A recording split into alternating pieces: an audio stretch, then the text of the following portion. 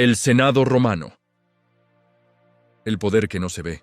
Durante siglos, el poder político tuvo un rostro reconocible. Un rey, un emperador, un faraón. Una figura central que concentraba la autoridad, decidía la guerra, dictaba la ley y encarnaba el orden del mundo. Desde Mesopotamia hasta Persia, desde Egipto hasta Babilonia, gobernar había significado ocupar la cúspide visible de una pirámide vertical. El poder se mostraba, se ritualizaba y se personalizaba. Roma fue una anomalía. Cuando la ciudad comienza a consolidarse como potencia en el Mediterráneo, no lo hace bajo un monarca sagrado ni bajo una dinastía hereditaria. Tampoco construye su estabilidad alrededor de un líder único. El sistema romano desarrolla algo mucho más extraño y, a la larga, mucho más resistente. Un poder que no necesita exhibirse constantemente, un centro de decisiones que no depende del carisma, ni de la fuerza militar directa, ni siquiera del respaldo popular inmediato. Ese poder tenía un nombre: el Senado. Pero para entender qué fue realmente el Senado romano, hay que desprenderse de cualquier comparación moderna. No era un parlamento en el sentido actual. No representaba al pueblo ni legislaba por votación popular. Tampoco era un simple consejo consultivo sin autoridad real. El Senado fue, durante siglos, la memoria viva del Estado romano. Un espacio donde se acumulaba la experiencia política, donde las decisiones no se tomaban pensando en el corto plazo, sino en la supervivencia del sistema. Mientras los magistrados iban y venían, mientras los generales ascendían y caían, mientras las guerras transformaban fronteras y sociedades, el Senado permanecía. No gobernaba de forma visible, pero condicionaba todo. No mandaba ejércitos, pero decidía cuándo y por qué se movían. No promulgaba leyes directamente, pero definía el marco en el que esas leyes cobraban sentido. Roma no fue poderosa porque tuviera grandes líderes. Fue poderosa porque creó una institución capaz de sobrevivir a ellos. Este video no trata de batallas ni de conquistas. Trata de una idea mucho más profunda y menos evidente: cómo una élite política logró gobernar durante generaciones sin depender de un solo hombre, y cómo esa estructura permitió a Roma crecer, adaptarse y dominar sin romperse durante siglos. Para entender el Senado romano, primero hay que entender por qué Roma necesitó un poder así: discreto, colectivo y permanente. Ahí comienza realmente esta historia. Capítulo 1. El vacío que dejó el rey. Roma no creó el Senado por ambición intelectual ni por genialidad política espontánea. Lo creó por miedo. Miedo al poder concentrado. Miedo a repetir una experiencia que había marcado profundamente su memoria colectiva. Durante sus primeros siglos, Roma no fue una república. Fue una monarquía. Y no una monarquía simbólica, sino un sistema donde el rey concentraba funciones religiosas, militares y judiciales. El rex no era solo un gobernante. Era juez supremo, comandante del ejército y mediador con los dioses. En términos prácticos, el poder estaba unificado en una sola figura. Ese sistema funcionó mientras el equilibrio se mantuvo. Pero cuando el último rey, Lucio Tarquinio el Soberbio, rompió ese equilibrio, Roma reaccionó de una forma radical. No reformó la monarquía. No cambió de dinastía. Abolió la idea misma de rey. La caída de Tarquinio a finales del siglo VI a.C. no fue solo un cambio político, fue un trauma fundacional. El abuso del poder real, la arbitrariedad y la ausencia de límites dejaron una marca tan profunda que la palabra rex quedó asociada para siempre con tiranía. En Roma, querer ser rey se convirtió en un crimen moral antes que legal. Pero eliminar al rey no resolvía un problema central. ¿Quién gobierna cuando nadie puede gobernar solo? Roma necesitaba una forma de autoridad que no se pareciera a la monarquía, pero que evitara el caos. No podía permitir que el poder quedara en manos de la multitud, ni tampoco entregarlo a un solo magistrado sin control. La solución fue repartir funciones, limitar tiempos y, sobre todo, crear un espacio donde el poder no se ejerciera de forma directa, sino acumulativa. Ahí aparece el Senado como respuesta estructural a un vacío peligroso. no como una institución democrática, sino como un ancla de estabilidad. Un cuerpo compuesto por los hombres que ya habían gobernado, que conocían las reglas, los rituales, las alianzas y los límites del sistema. El Senado no nace para mandar, sino para evitar que alguien mande demasiado. Desde ese momento, Roma empieza a construir un modelo político basado en la desconfianza mutua. Magistrados, vigilados por otros magistrados, cargos temporales, decisiones compartidas y una élite que controla el ritmo del poder sin asumirlo de forma visible. El Senado no surge como protagonista, surge como garante. Y ese origen explica por qué, durante siglos, fue la institución más estable de Roma, incluso cuando todo lo demás cambiaba. Capítulo 2. ¿Quiénes eran los senadores? El Senado romano no fue un parlamento abierto ni una asamblea representativa. Fue, desde su origen, una institución profundamente elitista. Para entender su poder real, primero hay que entender quiénes podían sentarse allí y por qué su autoridad no dependía del voto popular. En los primeros siglos de la República, el Senado estaba compuesto casi exclusivamente por patricios, miembros de las familias más antiguas de Roma. No eran ricos por casualidad ni poderosos por mérito individual. Su legitimidad se apoyaba en la antigüedad del linaje, en la memoria familiar y en el acceso exclusivo a los rituales religiosos y a las magistraturas iniciales del Estado. Ser senador no era un cargo al que se aspirara directamente. Era la consecuencia de haber ejercido una magistratura. Quien había sido cónsul, pretor o edil pasaba a integrar el Senado de forma vitalicia. Eso convertía al Senado en un cuerpo de exmagistrados, hombres que ya habían gobernado y que, por lo tanto, conocían el funcionamiento interno del poder. Este detalle es crucial. El Senado acumulaba experiencia, no autoridad formal. No ejecutaba leyes, no comandaba ejércitos y no juzgaba directamente. Pero concentraba algo mucho más valioso: continuidad. Mientras los cargos ejecutivos duraban un año, el Senado permanecía. Mientras los magistrados iban y venían, los senadores quedaban. La edad mínima, el prestigio familiar y el recorrido político creaban una barrera de entrada muy alta. No cualquiera podía opinar sobre los asuntos del Estado. La voz del Senado se imponía porque era percibida como la voz de Roma misma, no como la de un individuo. Además, los senadores no actuaban como bloque homogéneo. Dentro del Senado existían rivalidades, alianzas temporales y disputas entre familias. Pero esas tensiones no debilitaban al sistema, lo reforzaban. El conflicto quedaba contenido dentro de una élite entrenada para discutir sin romper el marco institucional. En este punto, Roma había logrado algo inusual en el mundo antiguo: una clase dirigente que aceptaba limitarse a sí misma. No porque fuera virtuosa, sino porque entendía que la supervivencia del sistema dependía de que nadie lo controlara por completo. Así, el Senado se convirtió en una memoria viva del Estado. No mandaba de forma visible, pero decidía qué era aceptable, qué era posible y qué cruzaba una línea peligrosa. Esa autoridad invisible, basada en el prestigio y la experiencia acumulada, sería el verdadero motor del poder romano durante siglos. Capítulo 3.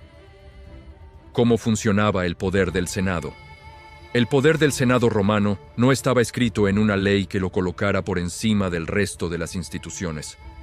Su fuerza operaba de una manera más sutil y, por eso mismo, más eficaz. El Senado gobernaba sin gobernar, decidía sin ejecutar y controlaba sin aparecer como autoridad suprema. Formalmente, el Senado emitía senatus consulta, opiniones o recomendaciones dirigidas a los magistrados. En teoría, no eran órdenes vinculantes. En la práctica, ignorarlas era políticamente suicida. Un cónsul, que actuara contra el criterio del Senado, se exponía a quedar aislado, a perder apoyo financiero, a enfrentar juicios posteriores o a ver bloqueada su carrera futura. El control del dinero público fue uno de los pilares de ese poder. El Senado supervisaba el tesoro, asignaba fondos para campañas militares, obras públicas y administración provincial. Un general podía ganar batallas, pero sin el respaldo del Senado no podía pagar tropas ni celebrar triunfos. La guerra, en Roma, dependía tanto de la política como de las armas. También tenía influencia decisiva en la política exterior. Tratados, declaraciones de guerra, alianzas y negociaciones pasaban por el Senado. Aunque los magistrados conducían las misiones diplomáticas, era el Senado quien definía el marco general de las relaciones con otros pueblos. Roma no actuaba por impulsos individuales, sino por líneas estratégicas sostenidas en el tiempo. Otro aspecto clave era el control indirecto de las provincias. Los gobernadores provinciales eran exmagistrados enviados por periodos limitados. El Senado podía premiarlos con honores o arruinarlos con acusaciones de corrupción al regresar. Esa amenaza constante garantizaba lealtad sin necesidad de vigilancia permanente. El Senado también actuaba como árbitro en crisis internas. En momentos de tensión extrema, podía autorizar medidas excepcionales, como el Senatus Consultum Ultimum, que habilitaba a los magistrados a actuar con poderes ampliados para salvar la República. No era una suspensión formal de la ley, pero sí una señal clara de hasta dónde podía llegar el sistema para preservarse. Nada de esto funcionaba por coerción directa. Funcionaba por consenso entre una élite que compartía intereses, formación y una idea común de Roma. El Senado no necesitaba imponer su voluntad a la fuerza porque controlaba los incentivos, los castigos y el horizonte político de quienes gobernaban. En este diseño, el poder no residía en un cargo ni en una persona, sino en una institución capaz de influir sobre todas las demás sin absorberlas. Ese equilibrio frágil, basado en costumbres más que en normas escritas, fue durante siglos la mayor fortaleza de la República, y también la grieta por donde, más adelante, empezaría a resquebrajarse. Capítulo 4. ¿Quiénes formaban el Senado? El Senado no era una asamblea abierta ni representativa en el sentido moderno. Su poder estaba directamente ligado a quienes lo integraban. Ser senador no era solo ocupar un asiento, era pertenecer a una clase política con memoria, privilegios y continuidad generacional. En los primeros siglos de la República, el Senado estuvo dominado casi por completo por los patricios, las familias más antiguas de Roma. Eran linajes que afirmaban descender de los fundadores de la ciudad y que monopolizaban los cargos más altos. Con el paso del tiempo, y tras intensos conflictos sociales, comenzaron a incorporarse plebeyos enriquecidos, dando origen a una nueva élite, la nobilitas. No importaba tanto el origen social como haber alcanzado magistraturas superiores y sostener una reputación pública intachable. El acceso al Senado estaba ligado al cursus honorum, la secuencia obligatoria de cargos públicos. Quien llegaba a ser cuestor ingresaba automáticamente al Senado, pero mantenerse allí dependía del prestigio, la conducta y la aprobación de los censores. Estos magistrados podían expulsar a un senador por corrupción, inmoralidad o conducta considerada indigna. El Senado se autorregulaba. La edad, la experiencia militar y la trayectoria política eran claves. No se trataba de jóvenes ambiciosos, sino de hombres que habían pasado por campañas, administración y juicios públicos. Esa acumulación de experiencia colectiva convertía al Senado en una institución con memoria estratégica, capaz de sostener políticas durante décadas. La pertenencia al Senado también implicaba una forma de vida. No recibían salario. Gobernar era un deber cívico sostenido por la riqueza privada. Eso reforzaba la idea de que el poder político era una responsabilidad de quienes podían permitirse servir sin compensación directa, lo que cerraba el sistema sobre sí mismo. Más allá de las leyes, el Senado funcionaba como una red de relaciones personales. Alianzas familiares, pactos políticos, deudas de favor y prestigio acumulado. La política romana se hacía tanto en el foro como en los banquetes, en los matrimonios y en la transmisión del apellido. Así, el Senado no representaba al pueblo en abstracto, representaba la continuidad del Estado. Sus miembros no pensaban en mandatos breves, sino en el largo plazo de Roma, en la estabilidad del sistema que ellos mismos encarnaban. Ese carácter cerrado le dio solidez durante siglos, pero también sembró tensiones profundas con una sociedad que empezaba a cambiar más rápido que sus instituciones. Capítulo 5. ¿Cómo funcionaba realmente el poder del Senado? El poder del Senado no se ejercía a través de leyes formales ni de decretos obligatorios. Su fuerza residía en algo más sutil y a la vez más duradero: la autoridad política acumulada. El Senado no gobernaba porque la ley se lo ordenara, sino porque nadie podía gobernar eficazmente sin él. Las decisiones senatoriales tomaban la forma de senatus consulta, recomendaciones oficiales que, en teoría, no eran vinculantes. En la práctica, ignorarlas era políticamente suicida. Los magistrados, cónsules, pretores, censores, dependían del respaldo del Senado para obtener recursos, prestigio y continuidad en su carrera. El sistema funcionaba por consenso forzado, no por imposición directa. El Senado controlaba los asuntos clave del Estado. Dirigía la política exterior, decidía cuándo declarar la guerra o negociar la paz, asignaba provincias a los magistrados y supervisaba a los generales una vez terminaban sus campañas. También gestionaba las finanzas públicas, autorizando gastos, controlando el tesoro y decidiendo la recaudación de impuestos en los territorios bajo dominio romano. Uno de sus poderes más relevantes era la gestión del tiempo político. Mientras los cargos ejecutivos duraban un año, los senadores permanecían décadas. Esa continuidad permitía sostener estrategias a largo plazo, corregir errores sin cambiar el rumbo general y absorber crisis sin alterar el sistema. Roma no reaccionaba con impulsos, acumulaba decisiones. En momentos de emergencia, el Senado podía recomendar la designación de un dictador, una figura excepcional con poder concentrado y plazo limitado. Este mecanismo revela algo fundamental. Incluso cuando Roma aceptaba un mando absoluto, lo hacía bajo supervisión institucional. El poder extraordinario no anulaba al Senado, lo reforzaba como garante del retorno al orden. El funcionamiento interno del Senado estaba marcado por la jerarquía del prestigio. No todos los senadores tenían el mismo peso. Los excónsules hablaban primero. Los más jóvenes escuchaban. La influencia no se medía por votos contados, sino por la capacidad de arrastrar consensos. La política romana era, ante todo, persuasión entre iguales. Este sistema permitió a Roma gobernar sin paralizarse. El Senado no ejecutaba, pero orientaba. No imponía, pero condicionaba. No legislaba, pero definía el marco dentro del cual todo debía ocurrir. Esa forma indirecta de poder resultó extraordinariamente eficaz, mientras el equilibrio social se mantuvo. El problema no fue el modelo en sí, sino su éxito prolongado. A medida que Roma crecía, el Senado siguió funcionando como si gobernara una ciudad-estado, cuando en realidad dirigía un mundo cada vez más vasto y desigual. Esa tensión estructural empezaría a hacerse visible cuando nuevos actores reclamaran un lugar en un sistema pensado para durar, no para transformarse rápidamente. Capítulo 6. El Senado frente al pueblo. Aunque el Senado concentraba la continuidad del poder, Roma no era una oligarquía cerrada sin oposición.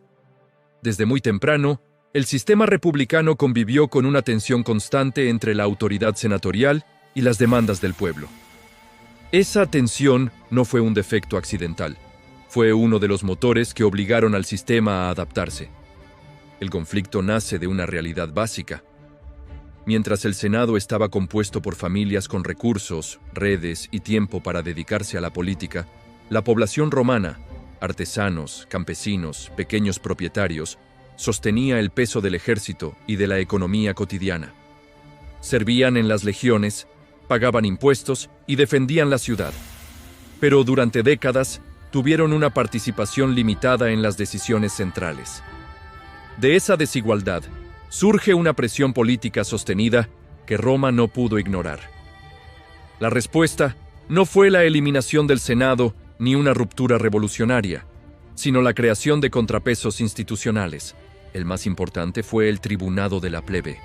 una magistratura nacida del conflicto social, no de la tradición aristocrática. Los tribunos no eran senadores ni aspiraban a serlo. Su poder provenía del respaldo popular y de una prerrogativa clave, el derecho de veto. Podían bloquear decisiones de magistrados y del propio Senado si consideraban que perjudicaban a la plebe. Este mecanismo no sustituía al Senado, pero lo obligaba a negociar. A partir de ese momento, el poder en Roma dejó de ser unidireccional. El Senado seguía marcando la estrategia general, pero ya no podía actuar sin medir el impacto social de sus decisiones. Cada propuesta debía tener en cuenta no solo la tradición y el interés de la élite, sino también la reacción del cuerpo ciudadano. Este equilibrio fue inestable, pero extraordinariamente productivo. Las reformas no surgieron de ideales abstractos, sino de choques concretos. Deudas impagables, tierras concentradas, soldados empobrecidos tras las campañas. Cada crisis obligaba al Senado a ceder parcialmente para preservar el sistema completo. La relación entre Senado y pueblo no fue una lucha entre opresores y oprimidos en términos simples. Fue un proceso de ajuste permanente, donde ambos sabían que destruir al otro significaba destruir Roma. El Senado necesitaba legitimidad. El pueblo necesitaba estabilidad. Durante siglos, esta tensión controlada permitió que Roma creciera sin colapsar internamente, pero también sembró una pregunta que quedaría sin resolver. ¿Qué ocurriría cuando el pueblo dejara de confiar en la mediación institucional y buscara líderes capaces de desafiar directamente al Senado? Esa pregunta, todavía latente, empezaba a perfilar el futuro de la República. Capítulo 7. El Senado y la guerra como herramienta política. En Roma, la guerra no fue solo un asunto militar, fue desde muy temprano un instrumento político profundamente ligado al Senado.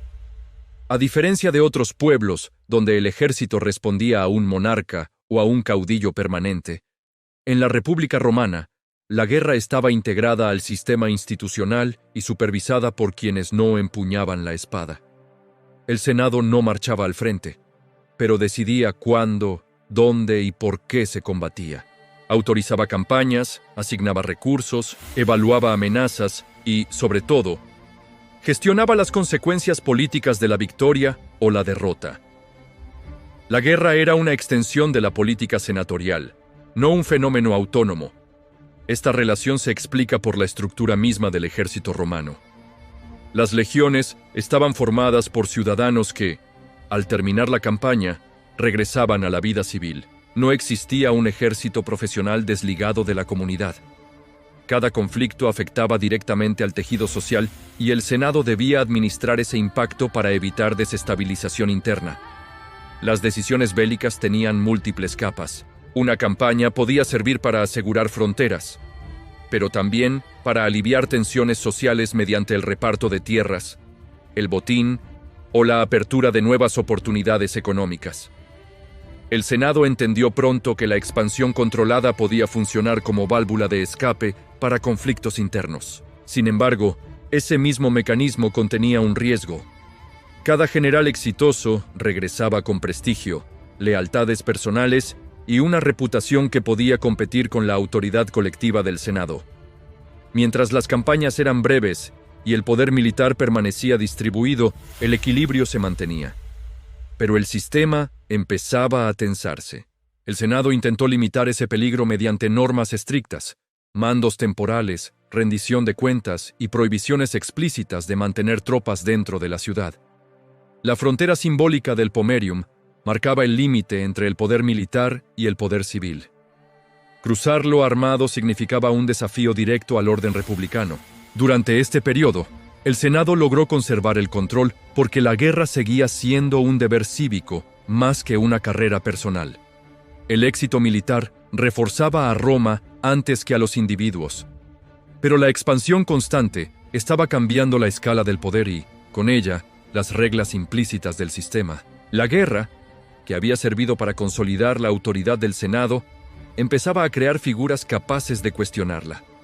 Aún no era una amenaza abierta, pero el vínculo entre mando militar y ambición política ya estaba establecido. Roma había construido una máquina de expansión extraordinaria, y el Senado se encontraba en el centro de su funcionamiento, sin saber todavía que ese mismo engranaje terminaría desbordándolo.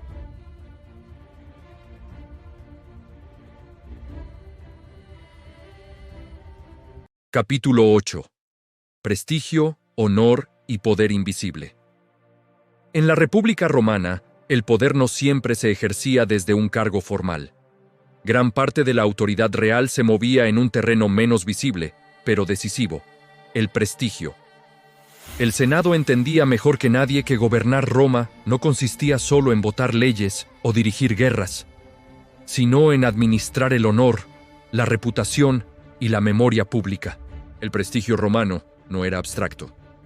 Se construía a partir de acciones concretas: victorias militares, discursos influyentes, decisiones prudentes en momentos de crisis. Un senador no acumulaba poder por decreto, sino por reconocimiento.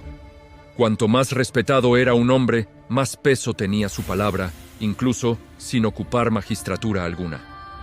Este sistema favorecía la continuidad. Las familias senatoriales transmitían no solo riqueza, sino también reputación. Los nombres importaban. Pertenecer a una gens con tradición política abría puertas, facilitaba alianzas y otorgaba una autoridad inicial que debía ser confirmada con hechos. El Senado funcionaba así como una aristocracia del mérito acumulado, no únicamente del nacimiento. El honor también operaba como mecanismo de control. Un senador que actuaba contra los intereses de la República arriesgaba algo más que una sanción legal. Ponía en juego su nombre, su legado y el futuro político de su familia. La vergüenza pública era una herramienta poderosa en una sociedad donde la memoria colectiva tenía un peso enorme. Este equilibrio entre prestigio y responsabilidad permitía al Senado gobernar sin recurrir constantemente a la coerción. La mayoría de las decisiones se imponían por consenso, presión moral o autoridad personal. Roma no necesitaba un rey porque había construido una red de influencias donde el poder se distribuía de forma informal, pero efectiva. Sin embargo, este sistema también generaba competencia permanente. Los senadores buscaban destacar, superar a sus pares y dejar huella. La carrera por el honor impulsaba la expansión, el patrocinio político y el liderazgo militar.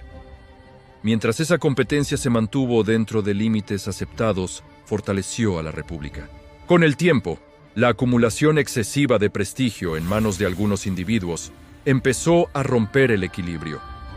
Cuando la reputación personal superaba a la autoridad colectiva, el Senado encontraba dificultades para imponer límites. El poder invisible, basado en el honor, se volvía tan influyente como las leyes escritas. Roma había creado un sistema sofisticado donde la autoridad formal y el prestigio social se reforzaban mutuamente. Durante siglos, ese modelo permitió gobernar sin un soberano absoluto. Pero cuanto más grande se volvía Roma, más difícil resultaba mantener ese delicado balance entre reconocimiento individual y control institucional. Capítulo 9. El Senado frente a la expansión. A medida que Roma crecía, el Senado dejó de ser solo un órgano de gobierno interno y se convirtió en el verdadero cerebro de una potencia en expansión.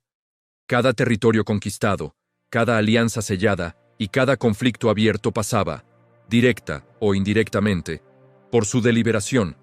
El crecimiento de Roma no fue caótico, fue administrado, planificado y sostenido desde el Senado. La expansión romana no seguía un patrón puramente militar. El Senado entendía que conquistar no bastaba. Había que integrar. Por eso, tras cada victoria, se discutía cómo incorporar a los nuevos pueblos al sistema romano.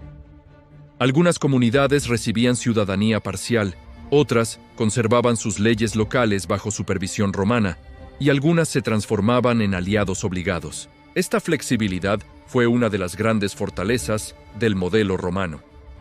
Los senadores, muchos de ellos antiguos generales, conocían bien los riesgos de una expansión descontrolada.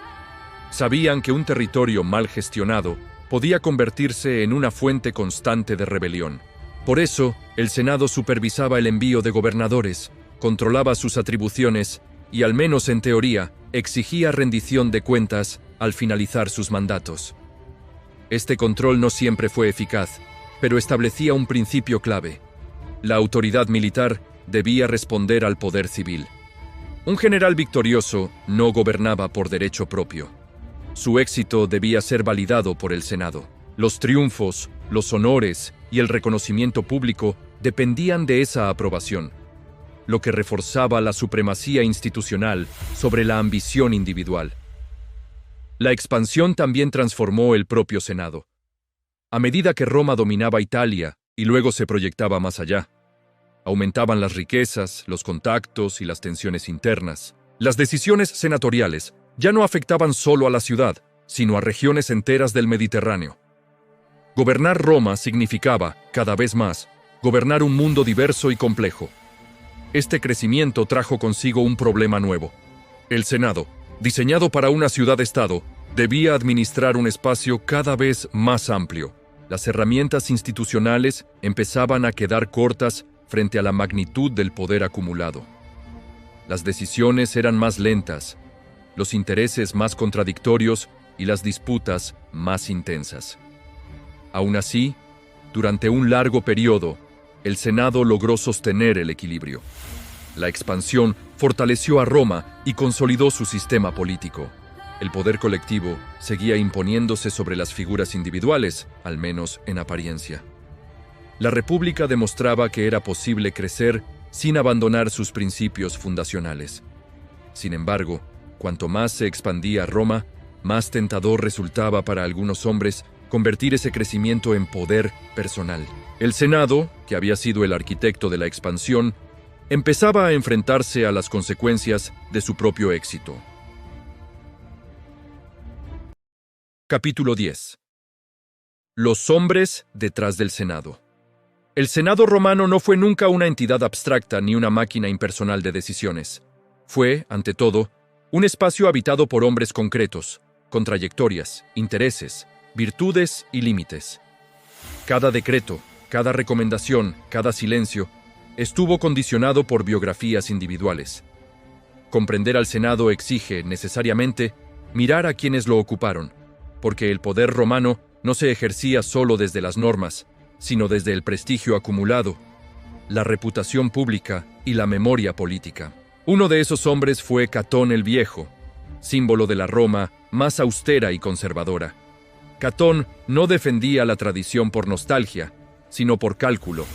Para él, el Senado era el último bastión frente a la corrupción moral que traían la riqueza, el contacto con culturas extranjeras y la expansión territorial.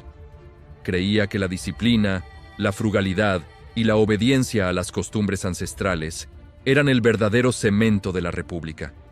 En Catón, el Senado encarnaba la idea de límite. Un freno deliberado al exceso, incluso cuando ese exceso parecía rentable o inevitable. Muy distinto fue el caso de Escipión Africano, el general que derrotó a Cartago y cambió para siempre el equilibrio del Mediterráneo. Escipión regresó a Roma con un prestigio que ningún cargo político podía igualar. Su autoridad no provenía del Senado, sino de la victoria militar y del reconocimiento popular. Aunque formalmente respetó las instituciones, su sola presencia planteó una pregunta incómoda. ¿Qué ocurre cuando el poder real de un hombre supera al de las estructuras que deberían controlarlo? Escipión no rompió el Senado, pero demostró que el poder podía existir al margen de él, anticipando una tensión que Roma ya no podría ignorar. Con el paso del tiempo, esa tensión se volvió estructural. Tiberio y Cayo Graco, tribunos de la plebe, no actuaron contra la República, sino desde dentro de ella. Sus intentos de reforma agraria buscaban corregir desequilibrios profundos provocados por la expansión y la concentración de tierras en pocas manos. Sin embargo, el Senado, acostumbrado a arbitrar entre iguales, reaccionó como si se tratara de una amenaza existencial. La violencia política que acabó con los Graco marcó un punto de no retorno. Por primera vez, el Senado dejó de ser mediador para convertirse en parte directa del conflicto. En ese contexto apareció Cicerón, una figura singular en la historia romana. No fue un gran general ni un caudillo militar, sino un defensor de la ley, de la palabra y del equilibrio institucional. Cicerón creía que el Senado podía sobrevivir si se mantenía la primacía del derecho sobre la fuerza, pero también fue testigo de su progresivo debilitamiento. Sus discursos ya no ordenaban la república, intentaban sostenerla mientras se desmoronaba.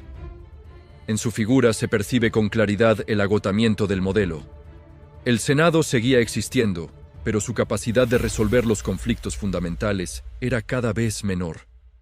Estos hombres no destruyeron el Senado, lo expusieron. Cada uno, desde su posición, mostró una fisura distinta: la rigidez moral, el prestigio militar desbordado, la incapacidad de integrar reformas sociales, la dependencia excesiva de la legalidad formal en un mundo que ya no obedecía solo a la ley. El Senado fue fuerte mientras el conflicto permaneció dentro de los márgenes de la élite. Cuando ese conflicto descendió a la sociedad, cuando involucró a campesinos, soldados y ciudadanos comunes, la estructura comenzó a crujir. Aquí aparece una clave decisiva para entender lo que vendrá después. El problema no fue que el Senado careciera de poder. El problema fue que ese poder estaba diseñado para una Roma que ya no existía. Una ciudad-estado convertida en potencia mediterránea no podía gobernarse con los mismos equilibrios internos. La institución sobrevivió, pero lo hizo acumulando tensiones sin resolver. Y esas tensiones no se manifestaron primero en la figura del emperador, sino en algo más profundo: la distancia creciente entre quienes tomaban las decisiones y quienes soportaban sus consecuencias. En esa grieta, aún invisible para muchos contemporáneos, comenzó a gestarse el conflicto que definiría el final de la República. Ahí es donde la historia romana da un nuevo giro, no hacia el imperio todavía, sino hacia una lucha interna cada vez más abierta, donde el orden social, y no solo el político, empezó a ser cuestionado. Capítulo 11. Las grietas del sistema senatorial. El mismo Senado que había sostenido la expansión romana comenzó a mostrar fisuras internas a medida que el poder y la riqueza se concentraban. Las conquistas trajeron botines inmensos, tierras, esclavos y prestigio militar. Pero estos beneficios no se distribuyeron de manera equilibrada. Una parte reducida de la élite senatorial acumuló recursos y clientelas, mientras amplios sectores de la población quedaban al margen de ese crecimiento. Este desequilibrio alteró el funcionamiento político de la República. Las decisiones del Senado, que durante siglos habían buscado preservar el consenso, empezaron a reflejar intereses cada vez más enfrentados. Surgieron bloques informales dentro de la propia institución, alineados no por ideología, sino por redes familiares, económicas y militares. El Senado seguía siendo colegiado, pero ya no actuaba como un cuerpo verdaderamente unificado. Al mismo tiempo, el control sobre los magistrados y gobernadores se volvió más difícil. Las provincias ofrecían oportunidades enormes para enriquecerse y construir lealtades personales. Muchos senadores utilizaban sus cargos para fortalecer su posición individual, a veces ignorando las normas tradicionales. El principio de rendición de cuentas seguía existiendo, pero su aplicación era irregular y, en ocasiones, puramente simbólica. Las tensiones sociales agravaron esta situación. El campesinado romano, base histórica del ejército ciudadano, se vio desplazado por grandes propiedades controladas por aristócratas. Esto generó inestabilidad interna y presiones políticas que el Senado no siempre supo canalizar. Las demandas de reforma chocaban con el temor a alterar un sistema que había garantizado el poder de la élite durante generaciones. En este contexto, el Senado empezó a recurrir a medidas excepcionales para mantener el orden. Declaraciones de emergencia, ampliación temporal de poderes y decisiones tomadas al margen de los procedimientos habituales se volvieron más frecuentes. Cada excepción debilitaba un poco más el equilibrio institucional que había definido a la República. Las grietas del sistema no significaban aún su colapso, pero marcaban un punto de inflexión. El Senado seguía siendo el centro del poder, pero ya no controlaba plenamente las fuerzas que había puesto en movimiento. La expansión, la riqueza y la ambición personal estaban transformando el sistema desde dentro. preparando el terreno para un cambio profundo en la forma de gobernar Roma. Capítulo 12. Cuando el Senado deja de mandar solo, a medida que las tensiones internas crecían, el Senado empezó a enfrentar un desafío que no provenía de fuera, sino de su propia lógica histórica. Durante siglos, la República había funcionado porque ningún individuo podía concentrar poder suficiente para imponerse al sistema. Pero la expansión territorial, las guerras prolongadas y el control de ejércitos leales a sus comandantes comenzaron a romper ese equilibrio. Los generales romanos dejaron de ser simples ejecutores de la voluntad senatorial. Campañas largas y lejanas exigían decisiones rápidas, autonomía y control directo sobre tropas que dependían más del liderazgo personal que de las instituciones en Roma. El prestigio militar se transformó en capital político. Un senador con ejército ya no era solo un miembro del sistema. Podía convertirse en una fuerza propia dentro de él. El Senado intentó mantener su autoridad utilizando los mecanismos tradicionales: debates, vetos, asignación de cargos y honores. Sin embargo, estos instrumentos estaban diseñados para un mundo donde el poder era compartido y limitado en el tiempo. Frente a figuras que acumulaban victorias, riqueza y lealtades personales, esas herramientas empezaron a perder eficacia. La política romana entró entonces en una fase de competencia abierta. Las decisiones ya no se definían solo en el Senado, sino también en las calles, en las asambleas y en los campamentos militares. La institución seguía existiendo, seguía siendo respetada, pero ya no era el único espacio donde se decidía el futuro de Roma. Este cambio no fue inmediato ni explícito. Nadie declaró el fin del poder senatorial.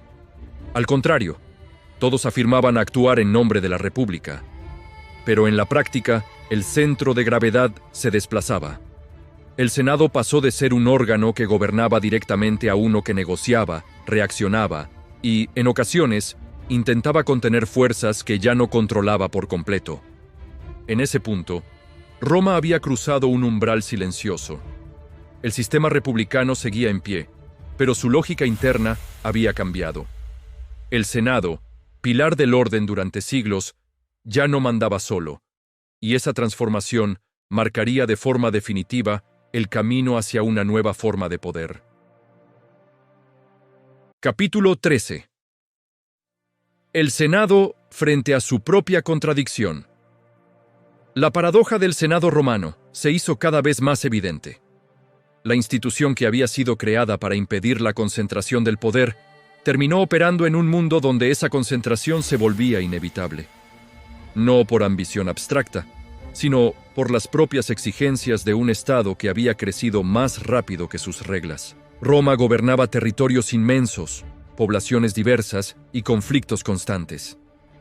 Ese escenario requería decisiones ágiles, mando continuo y liderazgo visible. El Senado, en cambio, estaba pensado para la deliberación lenta, el equilibrio entre pares y la rotación constante de cargos. El éxito de Roma empezó a exigir exactamente lo contrario de aquello que la había hecho fuerte en su origen. Esta contradicción no generó una ruptura inmediata, sino una tensión permanente. El Senado intentó adaptarse sin renunciar a sus principios. Amplió atribuciones, prorrogó mandos militares, toleró excepciones legales y aceptó soluciones temporales que, con el tiempo, dejaron de ser temporales. Cada ajuste parecía necesario. En conjunto, erosionaban el corazón del sistema. Al mismo tiempo, la autoridad moral del Senado comenzó a desgastarse. Las nuevas generaciones de romanos ya no recordaban una república pequeña y frágil. Habían nacido en una Roma poderosa, rica y dominante. Para ellos, la estabilidad no dependía tanto del equilibrio institucional como de líderes capaces de garantizar orden, victorias y distribución de recursos. El Senado seguía representando la tradición, la experiencia y la continuidad. Pero su lenguaje político empezó a sonar distante frente a una sociedad transformada por la guerra, la riqueza y la desigualdad. Las viejas virtudes republicanas no desaparecieron, pero dejaron de ser suficientes para explicar y sostener el nuevo orden romano. En ese escenario, El Senado quedó atrapado entre dos mundos. No podía renunciar a su función sin destruir la República, pero tampoco podía ejercerla plenamente sin chocar con una realidad que ya había cambiado. Esa tensión, más que cualquier enemigo externo, fue la que preparó el terreno para el final del sistema que el propio Senado había construido. El legado invisible del Senado. El Senado romano no cayó de un día para otro. No fue derrotado por una batalla, ni abolido por una ley, ni destruido por un enemigo externo. Su final fue más silencioso y, por eso mismo, más profundo. El Senado fue superado por el mundo que él mismo había ayudado a crear. Durante siglos, había sido el eje de un sistema político extraordinariamente sofisticado. Supo gobernar sin reyes, equilibrar ambiciones rivales, integrar territorios conquistados y convertir la experiencia acumulada en una forma estable de poder. Ninguna otra institución del mundo antiguo logró algo similar durante tanto tiempo sin apoyarse en una figura absoluta. Pero la grandeza de Roma cambió las condiciones de su propia supervivencia. El crecimiento territorial, la profesionalización del ejército, la concentración de riqueza y la aparición de líderes con poder personal sostenido transformaron la lógica del Estado. El Senado, pensado para una comunidad de ciudadanos relativamente cercana, tuvo que operar en una estructura imperial que ya no respondía a los mismos ritmos ni a las mismas necesidades. Cuando finalmente aparecieron figuras capaces de concentrar autoridad de forma permanente, el Senado no desapareció. Fue desplazado. Siguió existiendo como cuerpo, como símbolo y como tradición, incluso bajo los emperadores. Pero su papel central había terminado. El poder real había migrado hacia otro lugar. Y sin embargo, el Senado nunca dejó de influir. Su legado sobrevivió más allá de Roma. La idea de que el poder debe ser deliberado, limitado por normas, ejercido por cuerpos colectivos y no por voluntades individuales, marcó profundamente la historia política posterior. Muchas de las instituciones modernas, desde parlamentos hasta consejos de Estado, beben directamente de ese modelo romano. El Senado no fracasó. Cumplió su función histórica hasta el límite de lo posible. Fue la estructura que permitió a Roma pasar de ciudad a potencia, de comunidad local a sistema global. Cuando ese sistema exigió otra forma de gobierno, el Senado ya había dejado su huella. Entender al Senado romano es entender una verdad incómoda y esencial sobre el poder. Las instituciones más exitosas no caen por debilidad, sino porque el mundo que ayudaron a construir termina exigiendo algo distinto. Y en ese tránsito, Roma dejó una lección que sigue vigente hoy. Gracias por ver el video, suscríbete al canal y sé testigo de la historia.